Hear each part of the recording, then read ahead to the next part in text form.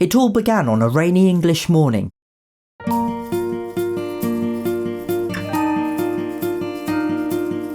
It was about 8 AM on a Sunday in early December, and we were catching a ridiculously cheap coach over to Bruges, Belgium. We were taking the Eurotunnel, the tunnel that goes under the English Channel, connecting England and France. And rather than just have a tunnel for all the cars to drive through, instead you have to drive onto this weird train which then transports you from one end to the other.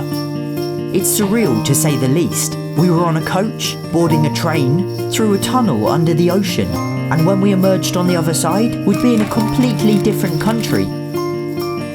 Once we arrived in France, the rain had been replaced by thick, impenetrable fog. Whoa! You can't even see the top of the wind turbines. It wasn't long before we crossed into Belgium and arrived in Bruges. Now, Bruges is this fairy tale town. Its cobbled streets are lined with wonderfully step-gabled buildings, all converging on a magnificently Gothic central square. Its church towers are dauntingly tall, and its canals charmingly beautiful, snaking their way around the streets and ducking under the most picturesque of stone bridges. Danielle and I spent a couple of days there, just taking some time off and soaking it all up. We toured the chocolate museum and the adjoining chocolate factory, and I ate so much chocolate that I felt physically sick. But Belgium makes the best chocolate in the world, after all. We explored the canals by boat and wandered through the town at night, eating even more chocolate as well as waffles and Belgian fries. But this isn't a travel video. There was something in particular in Bruges that really captured my imagination, and it was towering above the city atop the medieval Belfort. You see, I have something of an obsession with music boxes.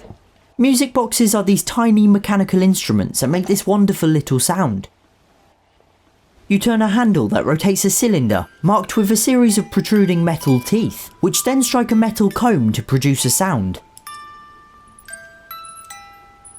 It's faint and airy, but the music box really comes to life when you hold it against a hard surface.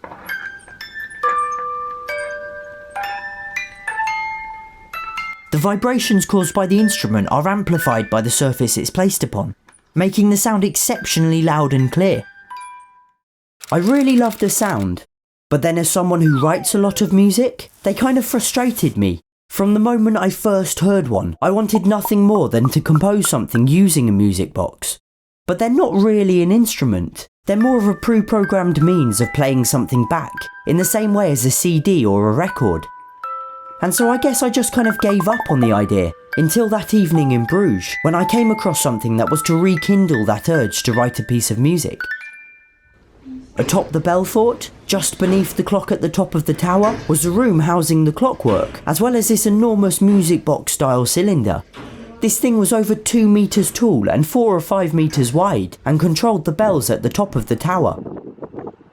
Just like a music box, the giant cylinder is covered in metal teeth, which when it rotates, strikes hammers connected to a series of cables. The cables stretch upwards towards the top of the tower, where they each control a specific hammer corresponding to a specific bell. In short, it's a device that enables you to play an incredibly complex song using church bells, and I was just in time to see it whir to life.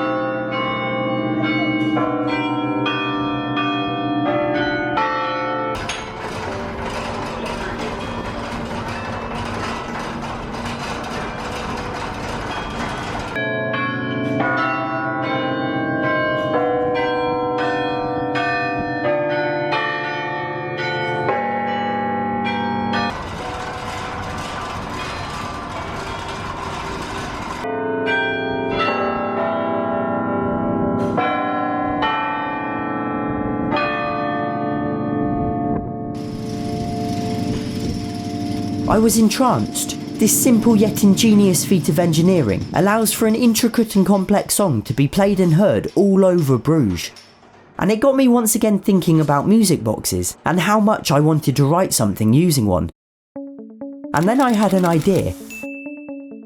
I was going to need a piezo transducer, a 1/4-inch stereo jack, some wire, electrical tape, masking tape, a soldering iron, an AKG C214, an acoustic guitar with all the strings cut off, and then as many music boxes as I could get my hands on. The plan was to sample them, a really simple but time-consuming process. I'd play every single note individually, record it, and then assign each audio file to the corresponding key on a keyboard. This way I'd have a playable version of the music boxes, which therefore meant I could finally write a piece of music using them. First I connected the piezo transducer to the 1/4-inch jack, allowing me to record its output. It's a small device that converts surface vibrations into electronic signals, which makes it perfect for recording a music box, which uses the surface it's placed upon to amplify its sound.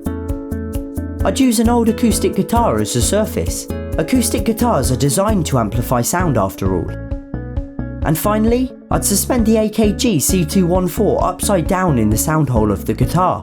It's a fairly high quality microphone, and hopefully by mixing this with the recording from the piezo transducer, I'd capture the best overall sound. And it took hours. I had to play each note one by one and let it fully die out before I moved on to the next one. But the end result was definitely worth it. I really hope you enjoy it, and I hope that you have a wonderful Christmas.